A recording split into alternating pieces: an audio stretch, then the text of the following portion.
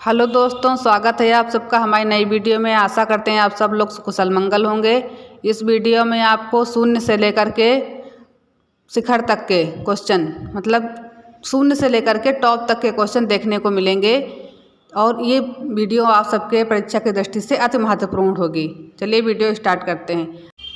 अनुनासिक ध्वनि का सही उदाहरण कौन सा है? अनुनासिक ध्वनि का सही उदाहरण कौन सा है? तो इसका सही उदाहरण कौन सा है? माँ। माँ शब्द जो है ये अनुनासिक ध्वनि का सही उदाहरण है। इसका राइट आंसर है ऑप्शन गा। नेक्स्ट क्वेश्चन, नासिक के और अनुनासिक में मुख्य अंतर क्या है? नासिक के और अनुनासिक में मुख्य अंतर क्या है? तो इसका मुख्य अंतर क्या है? उच्चारण स्थान। उच्चारण स्थान पर ही हम निर्धारण करते हैं कौन सा स्वर नासिक के है और कौन सा अनुनासिक। अनुनासिक में नसिका के पास से उच्चारण होता है। नेक्स्ट क्वेश्चन, छत्रंज्ञा को हिंदी में क्या कहा जाता है? छत्रंज्ञा को हिंदी में क्या कहा जाता है? इसको क्या कहा जाता है? इसको कहा जाता है संयुक्त व्यंजन। ये जो हैं दो व्यंजनों के मिलने से बने हैं। ये जो हैं दो व्यंजनों के मिलने से बने हैं, इसीलिए इनको संयुक्त व्यंजन कहा जाता है। छत्रंज्ञा को संयुक्त व्यंजन कहा जाता है। नेक्स्ट क्वेश्चन, आ ई उ किस प्रकार का स्वर है? आ ई उ किस प्रकार का स्वर है? तो ये किस प्रकार का स्वर है? ये ह्रस्व स्वर है। क्या? ह्रस्व स्वर। दीर्घ स्वर है नहीं, क्योंकि दीर्घ स्वर अगर होता तो इसमें दो स्वर मिले होते। प्लूत है नहीं, अनुनासिक है नहीं, तो ये किस प्रकार का है? ये ह्रस्व स्वर है। नेक्स्ट क्वेश्चन, ऋषि स्वर का उच्चारण स्थान क्या है? ऋषि स्वर का उच्चारण स्थान क्या है? तो इसका उच्चारण स्थान क्या है? मूर्धा। मूर्धा जो है इसका उच्चारण स्थान है। दंत, दंत से ऋषि का उच्चारण हो नहीं सकता है। कंठ से भी नहीं होगा, तालु से भी नहीं होगा, तो क्या होगा? मूर्धा। मूर्धा से ऋषि शब्द का उच्चारण स्थान होगा। नेक्स्ट क्वेश्चन, सज्जन शब्द में कौन सी संधि है? सज्जन शब्द में कौन सी संधि है? तो इसमें कौन सी संधि है? व्यंजन संधि। व्यंजन संधि जो है सज्जन शब्द में है। इसका राइट आंसर है ऑप्शन गा। नेक्स्ट क्वेश्चन, महर्ष शब्द का संधि विच्छेद क्या है? महर्ष शब्द का संधि विच्छेद क्या है? तो इसका संधि विच्छेद क्या है? महा प्लस ऋषि। कौन सा? महा प्लस ऋषि। इसका राइट आंसर है ऑप्शन का। महर्ष शब्द का संधि विच्छेद महा प्लस ऋषि है। नेक्स्ट क्वेश्चन, दुख शब्द में कौन सी संधि है? दुख शब्द में कौन सी संधि है? तो इसमें कौन सी संधि है? विसर्ग संधि है। देखो, दू के बाद दो विसर्ग लगे हुए, जहाँ पर आपको विसर्ग संधि ढूंढनी है, देखो कहीं ना कहीं उसमें विसर्ग का आयोजन लगा होगा। तो इसमें कौन सी विसर्ग संधि है? इसका राइट आंसर है ऑप्शन गा। नेक्स्ट क्वेश्चन, राजनीति शब्द में समास का प्रकार क्या है? राजनीति शब्द में समास का प्रकार क्या है? तो इसमें कौन सा समास है? तत्पुरुष समास।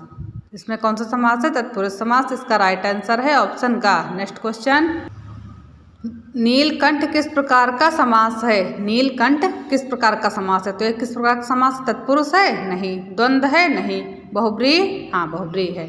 बहुब्रीहि में क्या होता है? नीला है कंठ जिसका। नीला है कंठ जिसका, नीले कंठ वाला। इसका राइट आंसर है ऑप्शन गा।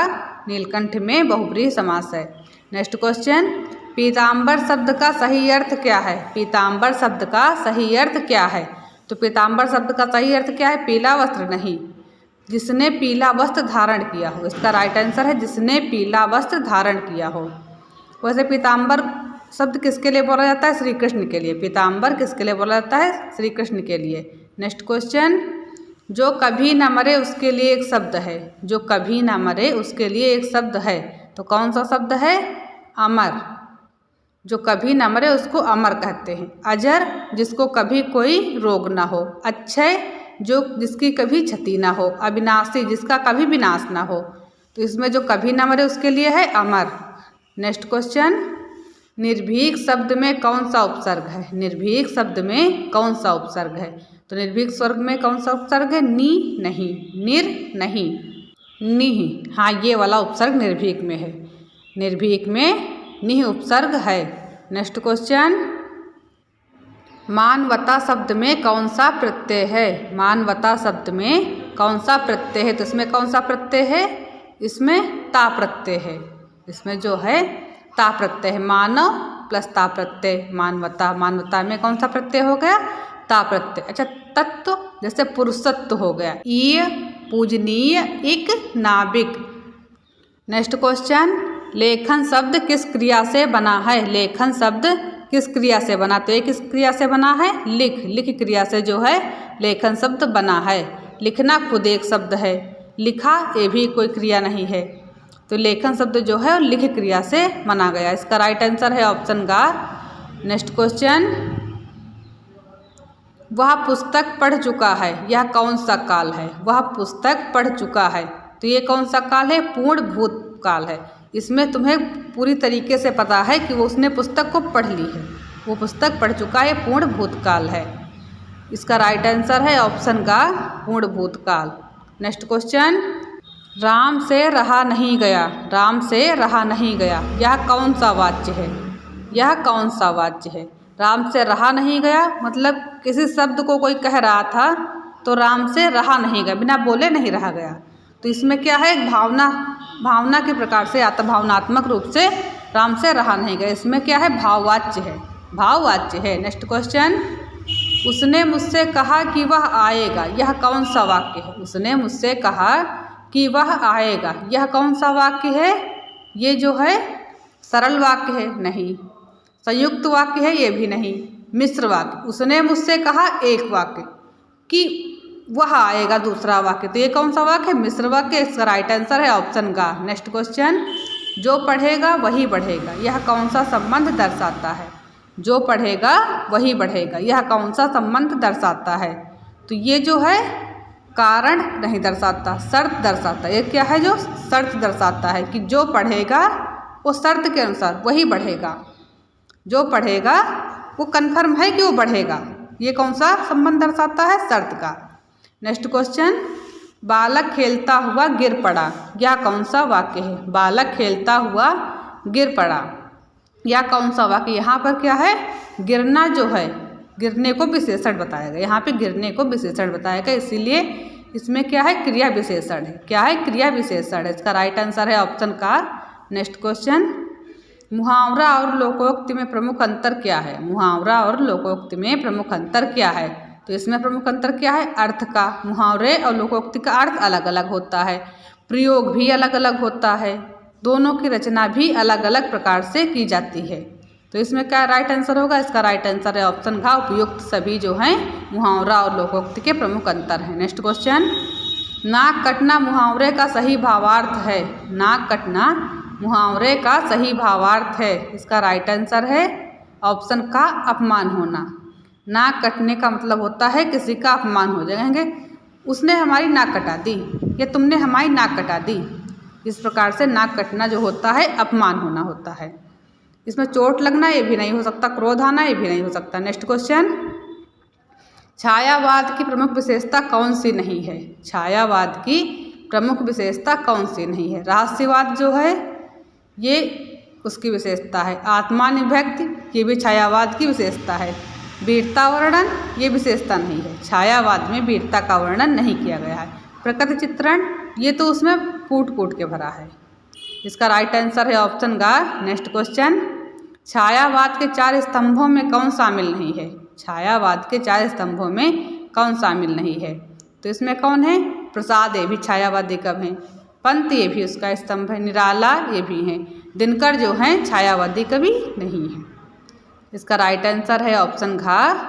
नेक्स्ट क्वेश्चन, कामायनी किस छंद में रचित महाकाव्य है, कामायनी किस छंद में रचित महाकाव्य है, तो ये किस छंद में रचित है, ये मुक्त छंद में रचित है, मुक्त छंद में जो है कामायनी रचित है, इसका राइट आंसर है ऑप्शन का। नेक्स्ट क्वेश्चन, भक्ति काल को कितने भागों में बांटा गया, भक्ति काल को कितने भागों में बांटा गया है, तो इसको कितने भागों में बांटा गया, 2 भागों में, इसका राइट आंसर है ऑप्शन का।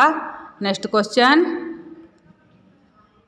ज्ञानाश्रयी शाखा के प्रमुख कवि कौन हैं, ज्ञानाश्रयी शाखा के प्रमुख कवि कौन है, तो इसके प्रमुख कवि हैं कबीर, सूरदास, तुलसीदास ये जो हैं रामाश्रयी शाखा के कवि हैं, मीराबाई जो कृष्णाश्रयी शाखा के कवि हैं, इसके कौन से कवि हैं, ज्ञानाश्रयी के कबीर। नेक्स्ट क्वेश्चन, सूरसागर किस भाषा में रचित है? सूरसागर किस भाषा में रचित है? तो ये किस भाषा में रचित है? ब्रज भाषा में। किस भाषा में? ब्रज भाषा में। इसका राइट आंसर है ऑप्शन ख, ब्रज भाषा में सूरसागर रचित है। नेक्स्ट क्वेश्चन, रीतिकाल को किस नाम से जाना जाता है? रीतिकाल को किस नाम से जाना जाता है? इसको किस नाम से जाना जाता है? अलंकार काल से। किसको? अलंकार काल से। इसका राइट आंसर है ऑप्शन का। नेक्स्ट क्वेश्चन, बिहारी सतसई में कितने दोहे हैं? बिहारी सतसई में कितने दोहे हैं? तो इसमें कितने दोहे हैं? 713। इसका राइट आंसर है ऑप्शन घ, 713 दोहे जो हैं बिहारी सतसई में हैं। नेक्स्ट क्वेश्चन, गोदान उपन्यास का केंद्रीय विषय क्या है? गोदान उपन्यास का केंद्रीय विषय क्या है? इसका केंद्रीय विषय क्या है? ग्रामीण जीवन। इसका केंद्रीय विषय है ग्रामीण जीवन। नेक्स्ट क्वेश्चन, आधुनिक हिंदी साहित्य का प्रारंभ किसे माना जाता है? आधुनिक हिंदी साहित्य का प्रारंभ किससे माना जाता है? तो इसका प्रारंभ माना जाता है भारतेंदु से। नेक्स्ट क्वेश्चन, भारतेंदु युग का समयकाल क्या है? भारतेंदु युग का समयकाल क्या है? तो इसका समयकाल है 1868 से 1900। 1868 से 1900। नेक्स्ट क्वेश्चन, नाटक में कथानक को आगे बढ़ाने वाला तत्व क्या है? नाटक में कथानक को आगे बढ़ाने वाला तत्व क्या है? तो इसका कौन सा तत्व है? संवाद। इसका राइट आंसर है ऑप्शन का। नेक्स्ट क्वेश्चन, आलोचना साहित्य की किस विधा में आती है? आलोचना साहित्य की किस विधा में आती है? तो ये किस विधा में आती है? गद्य विधा में। किसमें? गद्य विधा में। इसका राइट आंसर है ऑप्शन ख। नेक्स्ट क्वेश्चन, अज्ञेय किस विधा के लिए प्रसिद्ध हैं? अज्ञेय किस विधा के लिए प्रसिद्ध हैं? तो ये किस विधा के लिए प्रसिद्ध हैं? प्रयोगवादी कविता के लिए। इसका राइट आंसर है ऑप्शन का, प्रयोगवादी कविता के लिए अज्ञेय प्रसिद्ध हैं।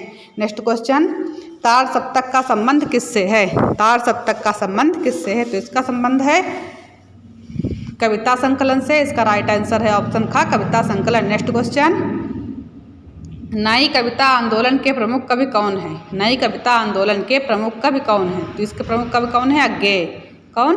अज्ञेय। इसका राइट आंसर है ऑप्शन ख। नेक्स्ट क्वेश्चन, सांस्कृतिक राष्ट्रवाद के अभिव्यक्ति किस कवि में प्रमुख है? सांस्कृतिक राष्ट्रवाद के अभिव्यक्ति किस कवि में प्रमुख है? किस में है? दिनकर में। रामधारी सिंह दिनकर में ये प्रमुख है। नेक्स्ट क्वेश्चन, यामा किस विधा की रचना है? यामा किस विधा की रचना है? इसका राइट आंसर है ऑप्शन का, कविता संग्रह की रचना जो है यामा है। नेक्स्ट क्वेश्चन, भाषा विज्ञान का अध्ययन किससे संबंधित है? भाषा विज्ञान का अध्ययन किससे संबंधित है? तो किससे संबंधित है? ध्वनि और संरचना से। इसका राइट आंसर है ऑप्शन का, ध्वनि व संरचना। नेक्स्ट क्वेश्चन, मानक हिंदी का आधार क्या है? मानक हिंदी का आधार क्या है? इसका आधार है खड़ी बोली। इसका राइट आंसर है ऑप्शन का, खड़ी बोली जो है मानक हिंदी का आधार है। नेक्स्ट क्वेश्चन, तत्सम शब्द का सही उदाहरण कौन सा है? तत्सम शब्द का सही उदाहरण कौन सा है? तो इसका सही उदाहरण है सूर्य। इसका राइट आंसर है ऑप्शन का, सूर्य जो है तत्सम शब्द का सही उदाहरण है।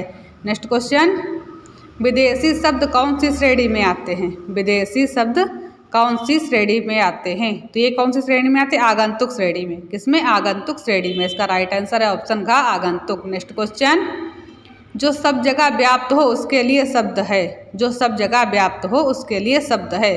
कौन सा शब्द है? सर्वव्यापी। इसका राइट आंसर है ऑप्शन ख, सर्वव्यापी यानी सब जगह व्याप्त हो। नेक्स्ट क्वेश्चन, काव्य का प्रमुख उद्देश्य क्या माना जाता है? काव्य का प्रमुख उद्देश्य क्या माना जाता है? इसका प्रमुख उद्देश्य माना जाता है रस निष्पत्ति। रस निष्पत्ति जो है काव्य का प्रमुख उद्देश्य माना जाता है। इसका राइट आंसर है ऑप्शन का। नेक्स्ट क्वेश्चन, नवरस सिद्धांत किससे संबंधित है? नवरस सिद्धांत किससे संबंधित है? इसका राइट आंसर है ऑप्शन ख, काव्यशास्त्र से। काव्यशास्त्र से जो है नवरस सिद्धांत संबंधित है। नेक्स्ट क्वेश्चन, वीर रस का स्थायी भाव क्या है? वीर रस का स्थायी भाव क्या है? इसका राइट आंसर है ऑप्शन का, उत्साह जो है वीर रस का स्थायी भाव है। नेक्स्ट क्वेश्चन, शांत रस का स्थायी भाव क्या है? शांत रस का स्थायी भाव क्या है? शांत रस का स्थायी भाव है निर्वेद। इसका राइट आंसर है ऑप्शन का, निर्वेद जो है शांत रस का स्थायी भाव है। नेक्स्ट क्वेश्चन, हिंदी साहित्य का इतिहास किसने लिखा? हिंदी साहित्य का इतिहास किसने लिखा? तो हिंदी साहित्य का इतिहास लिखा है रामचंद्र शुक्ल ने। इसका राइट आंसर है ऑप्शन का, रामचंद्र शुक्ल ने हिंदी साहित्य का इतिहास लिखा। आज के लिए इतना ही, मिलते हैं अगले वीडियो में, तब तक के लिए जय हिंद।